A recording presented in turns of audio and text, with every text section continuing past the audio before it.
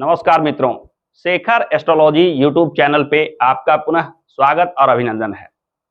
आज हम लेकर आए हैं ज्योतिष शास्त्र में बनने वाला एक खास योग की चर्चा, जिसे हम दरिद्र योग के नाम से जानते हैं। दरिद्र योग बन जाने पर जीवन में इसके क्या प्रभाव होते हैं? दरिद्र योग अगर बन चुका है तो इनके अशुभ प्रभाव से कैसे बचा जाए, या ज्योतिष विज्ञान में दरिद्र योग भंग होने के कौन कौन सी स्थितियां बन जाती है, इत्यादि सारी बातों को हम इस वीडियो में देखेंगे। एक एक कर हम जानेंगे कि जन्म कुंडली में दरिद्र योग कब निर्मित होता है, इसके भंग होने का निर्माण कैसे होता है, साथ ही साथ इसके समाधान के लिए कौन से उपाय किए जाएं।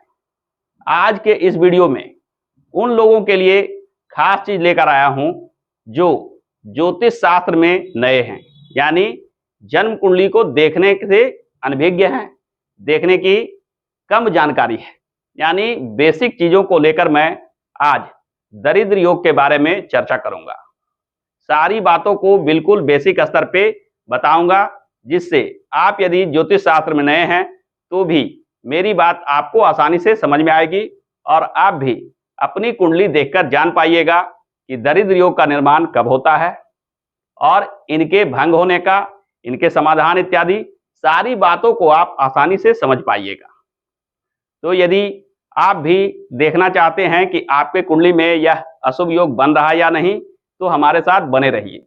वीडियो को प्रारंभ करने से पूर्व आइए जानते हैं कि क्या बेसिक जानकारी आपको जरूरत होगी। सर्वप्रथम, जैसा कि आप चार्ट में देख रहे हैं कि ज्योतिष शास्त्र में 12 राशियां होती है। मेष, वृष, मिथुन, कर्क, सिंह, कन्या, तुला, वृश्चिक, धनु, मकर, कुंभ, मीन। इनके सामने जो अंक दिए गए हैं, इनके संकेत के लिए जन्म कुंडली में यही अंक लिखे रहते हैं। यानी कुंडली के किसी भी भाव में यह अंक लिखा हुआ हो तो इसके सामने लिखी राशि वह राशि होती है। जब हम चर्चा करते हैं 1 नंबर की, तो मान लीजिए कि वह मेष राशि, मेष लग्न कहलाएगा। चर्चा करते हैं तुला की, तो वहां 7 लिखा होगा, इत्यादि 1 से 12 तक अंकों के आधार पर राशि को पहचानते हैं। आइए वीडियो को प्रारंभ करते हैं, जानते हैं कि दरिद्र योग का निर्माण कैसे होता है। जन्म कुंडली में 12 भाव होते हैं। यह जो ऊपर का चौकोर भाग है, यह पहला भाव कहा जाता है।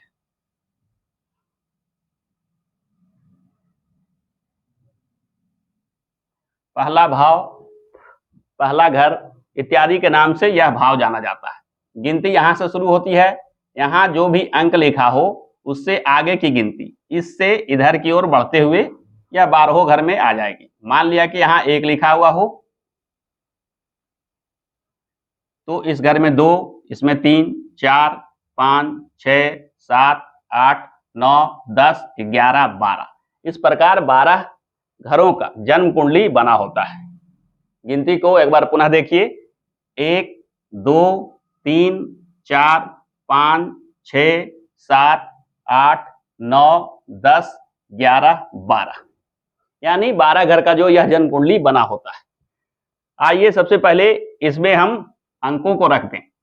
यहाँ 2, यहाँ 3, यहाँ 4, 5, 6, 7, 8, 9, 10, 11, 12। ज्योतिष शास्त्र में बताया गया है कि जन्म कुंडली का दूसरा घर यह भाव, जन्म कुंडली का चौथा घर यह भाव और जन्म कुंडली का 11वां घर यह भाव, इनका सीधा संबंध आर्थिक स्थिति से होता है। यदि इन घरों के स्वामी किसी भी स्थिति से निर्बल हो रहे हो, किसी अशुभ स्थान पर चले गए हो, या किसी अशुभ ग्रह के साथ जाकर स्थिति बना लिए हो, यानी योग बना लिए हो, तो यह मानकर चलिए कि धन की स्थिति कहीं ना कहीं खराब हो जाएगी। और धन की स्थिति का खराब होना ही दरिद्र योग के नाम से जाना जाता है।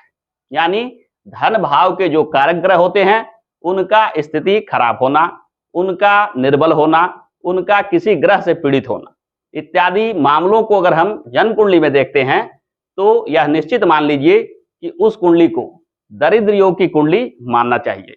यानी आर्थिक अभाव, गरीबी विशेष रूप से उनके जीवन में दिखाई देता है।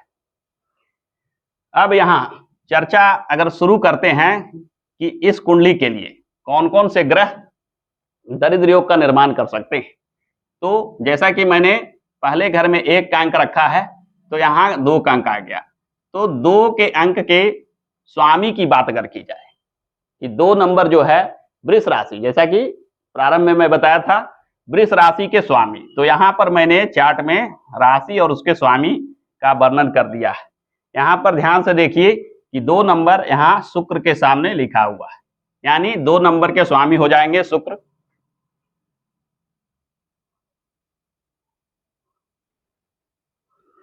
इसके बाद चौथे घर की बात की जाए तो चौथे घर में 4 का अंक लिखा हुआ है, तो 4 के अंक का यानी कर्क राशि के स्वामी की बात की जाए तो यहाँ चंद्रमा के सामने 4 का अंक लिखा हुआ है, तो यहाँ दूसरा ग्रह चंद्रमा को लिख लेते हैं। और 11वां घर में 11 का अंक लिखा हुआ है, यानी कुंभ राशि। कुंभ राशि को राशि स्वामी देखने के लिए यहाँ शनि के सामने 11 का अंक देखिए, यानी तीसरा ग्रह यहाँ लिख लेते हैं शनि।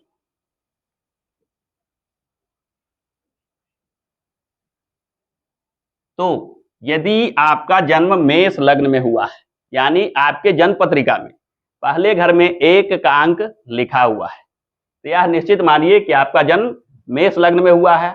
तो मेष लग्न वाले जातकों के कुंडली में यदि दरिद्र योग देखना हो तो हमें शुक्र, चंद्रमा और शनि की स्थिति को देखना होगा। शुक्र, चंद्रमा और शनि अगर निर्बल हो रहे हो, शुभ प्रभाव में नहीं रह गए हो या किसी अशुभ स्थान पे चले गए हो, तो इनके प्रभाव में कमी आ जाती है, और इनके प्रभाव में कमी आना ही दरिद्र योग कहा जाता है।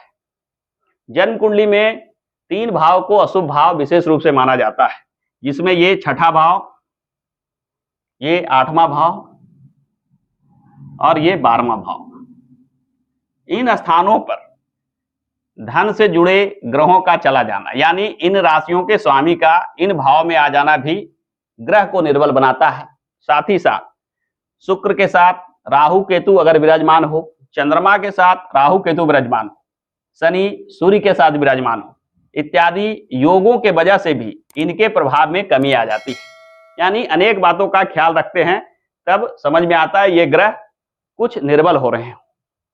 अब दरिद्र योग की एक अन्य व्याख्या भी दी गई है। यदि जन्म कुंडली के ग्रह नीच राशि के हो, यानी इन राशियों के स्वामी में जो धन के कारक भाव है, यानी दूसरा घर, चौथा घर और 11वां घर, तो यहाँ पे दूसरा, चौथा और 11वां का जैसा मैंने कि राशि स्वामी लिख रखा है शुक्र, चंद्र और शनि। तो यहाँ इस चार्ट में हम देखते हैं कि शुक्र यदि 6 नंबर का हो, जन्म कुंडली में 6 नंबर यहाँ आ रहा है, तो अगर मेष लग्न के कुंडली में शुक्र यहाँ विराजमान हो जाए तो शुक्र नीच राशि का हो जाता है, साथ ही साथ 6ठे भाव में भी आ जाता है। तो मेष राशि वाले जातकों के कुंडली में पूर्ण रूप से दरिद्र योग का निर्माण हो सकता है। चंद्रमा की अगर बात की जाए तो चंद्रमा 8 नंबर के कहीं ना कहीं नीच राशि के होने की वजह से निर्बल हो जाते हैं। यहाँ मेष लग्न के कुंडली में चंद्रमा यहाँ आ जाए अष्टम भाव में, तो अष्टम भाव होने की वजह से निर्बल तो होंगे ही, साथ ही साथ नीच राशि होने की वजह से और ज्यादा निर्बल हो जाएंगे। यानी चंद्रमा अगर यहाँ विराजमान हो जाए तो मेष लग्न वाले जातकों के कुंडली में पूर्ण रूप से दरिद्र योग का निर्माण हो जाता है। यदि चर्चा की जाए शनि की, तो शनि जैसा कि 1 नंबर में नीच राशि का माना जाता है, तो मेष लग्न के कुंडली में पहले भाव में ही शनि अगर विराजमान हो जाए तो यह मानकर चलिए कि शनि यहाँ नीच राशि का हो जाता है और निर्बल हो जाता है, अपने शुभ फल को देने में कमी रखता है। तो इस प्रकार से हमने देखा कि 2 स्थिति होती है। पहला, इन भावों के स्वामी का निर्बल होना, दूसरा इन भाव के स्वामी का नीच राशि में होना। इन दोनों स्थिति के एक साथ बन जाने से विशेष प्रकार का दरिद्र योग का निर्माण होता है, या कहें कि 100% नकारात्मक प्रभाव देने वाला दरिद्र योग का निर्माण हो जाता है। दरिद्र योग के भंग की अगर बात की जाए तो दरिद्र योग तभी बन सकता है जब ग्रह निर्बल हो रहे हों। यदि इन ग्रहों के साथ कोई शुभ ग्रह, उच्च राशि का ग्रह या इनको बल प्रदान करने वाला कोई ग्रह विराजमान हो जाए तो निश्चित मानिए कि अब दरिद्र योग नहीं बनेगा या दरिद्र योग भंग हो जाता है। दरिद्र योग भंग की शास्त्रों में चर्चा की गई है कि बृहस्पति और शुक्र धन के कारक, यश मान प्रतिष्ठा के कारक और भाग्य के कारक ग्रह माने जाते हैं। यदि जन्म कुंडली में बृहस्पति उच्च राशि में हो, शुक्र उच्च राशि में हो, ऐसे जातकों के कुंडली में बना हुआ दरिद्र योग आंशिक प्रभाव दिखाता है, यानी उसका अशुभ प्रभाव कम देखने को मिलता है।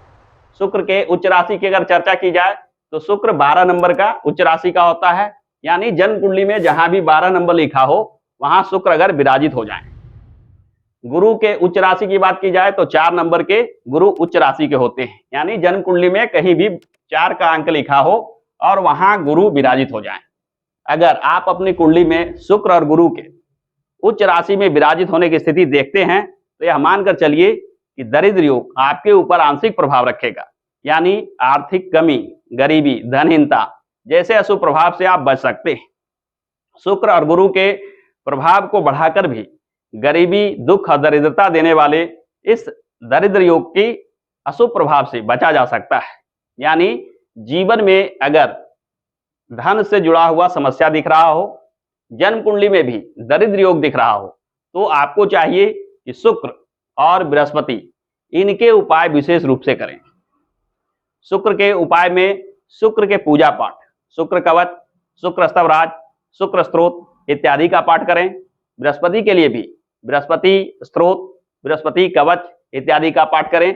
इन दोनों ग्रहों के पूजा पाठ से इनके प्रभाव में वृद्धि होती है। साथ ही साथ आपको चाहिए कि यदि आपका दूसरे भाव का स्वामी, चौथे भाव का स्वामी और एकादश भाव का स्वामी निर्बल हो रहे हो तो इनके स्वामी की, यानी स्वामी ग्रहों से जुड़े पूजा पाठ विशेष रूप से करें। आपकी जन्म कुंडली में पहले घर में अलग अलग अंक लिखा हो सकता है, यहाँ जो अंक लिखा हो उसके आधार पे गिनती शुरू होगी और आप देखें कि यहाँ कौन सा अंक आ रहा है, यहाँ चौथे घर में कौन सा अंक आ रहा है और एकादश भाव में कौन सा अंक आ रहा है। इन अंकों के स्वामी कौन से ग्रह होंगे, यहाँ इस चार्ट से आप देख लें इन घरों में जो अंक लिखा हुआ है उसके स्वामी कौन ग्रह है, उन ग्रहों के एक जगह पर लिख लें और उन ग्रहों से जुड़े पूजा पाठ विशेष रूप से करें। ऐसे भी यदि जन्म कुंडली में दरिद्र योग का निर्माण नहीं भी हो रहा हो तो भी ये तीनों ग्रह, 3 भाव के जो राशि स्वामी होते हैं वह धन को देने वाले ग्रह होते हैं, यानी सामान्य मनुष्य भी इन तीनों भाव के भाव स्वामी ग्रहों की पूजा पाठ करता है तो यह निश्चित मानिए कि उसके जीवन में धन संपदा विशेष रूप से प्राप्त होता है। जन्म कुंडली में ग्रहों का नीच राशि में होना अशुभ परिणाम देने वाला माना जाता है और ग्रहों का उच्च राशि में होना शुभ परिणाम देने वाला माना जाता है। किसी के जन्म पत्रिका में 2 से अधिक ग्रह अगर नीच राशि के विराजित हो तो यह निश्चित मानिए कि उसकी पत्रिका कमजोर है, यानी उसके जीवन में बाधा, विघ्न, दुख, कष्ट विशेष रूप से देखने को मिलता है। वहीं यदि आपकी जन्म पत्रिका में 2 या 2 से अधिक ग्रह उच्च राशि में विराजमान हो तो यह मानिए कि भाग्य का संकेत है। जीवन में किसी प्रकार का अभाव नहीं रह जाता है। जीवन में धन धान्य, यश प्रतिष्ठा, मान सम्मान और सफलता आसानी से प्राप्त होती है। यानी जन्म कुंडली में दरिद्र योग बन रहा हो या नहीं बन रहा हो, इसका आकलन भली भांति करने के पश्चात आपको चाहिए कि धन संबंधित समस्या को दूर करने के लिए धन के कारक भाव के स्वामी ग्रहों का पूजा पाठ, आराधना और जन्म पत्रिका में अगर इन ग्रहों की स्थिति शुभ हो या शुभ स्थान पर विराजमान हो या कुंडली को देखकर ऐसा उचित जान पड़े कि इन ग्रहों के ग्रह रत्न पहने जा सकते हैं, धारण किए जा सकते हैं, तो उसे भी अवश्य धारण करें। यानी किसी योग्य ज्योतिष से दिखवाकर इन धन भाव के कारक ग्रहों के ग्रह रत्न आपको धारण करना चाहिए। इन ग्रह रत्नों के प्रभाव से भी जीवन में धन की कमी धीरे धीरे दूर हो जाती है, भाग्य का सहयोग मिलने लगता है। तो आज के इस वीडियो में हमने देखा कि जन्म कुंडली में इन ग्रहों के प्रभाव से आर्थिक कमी, धनहीनता, दरिद्र योग जैसे अशुभ परिणाम देखने को मिलते हैं। इनके भंग होना या इसका समाधान किन ग्रहों के स्थितियों से बनता है, यानी कब ये अशुभ परिणाम कम प्राप्त होते हैं। साथ ही साथ हमने यह जाना कि गरीब, और आर्थिक विपन्नता जैसे अशुभ परिणाम देने वाले दरिद्र योग के समाधान के लिए इसके उपाय के तौर पे किस प्रकार के पूजा पाठ, ग्रह रत्न इत्यादि धारण करना चाहिए। यानी दरिद्र योग के भंग होने और उसके समाधान के बारे में भली भांति हमने जान लिया। तो आज के इस वीडियो में इतना ही। आशा करता हूं कि आज का यह वीडियो आपको पसंद आया होगा। यदि यह वीडियो पसंद आया है तो वीडियो को लाइक कीजिए, दोस्तों के साथ शेयर अवश्य कीजिए।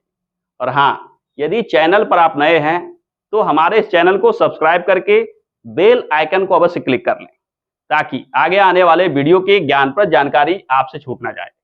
हमारे साथ अंत तक बने रहने के लिए बहुत बहुत धन्यवाद।